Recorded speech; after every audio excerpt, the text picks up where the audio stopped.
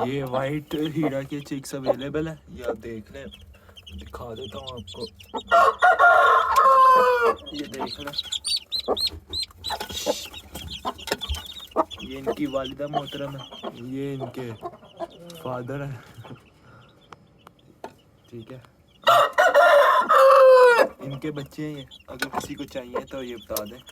5 रह गए मेरे पास, बाकी सेल हो गया। ये देखिए, ये दिखा दिया है, इसके भी दिखा देता हूँ। वाइट पर निकलने लगे। अगर किसी को भी चाहिए तो वो बता दें। सिर्फ 5 रह गए और शौकीन बंदे रब्ता करें। और ये एक मुर्गा भी फॉर सेल है। ठीक है, और बाकी इनका फादर ये है,